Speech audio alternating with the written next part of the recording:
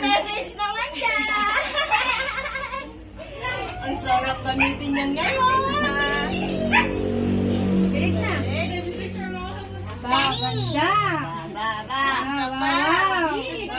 Kaiiyak! Ayan yung pangarap ko! Picture muna natin siya, picture. Mukhang itibin.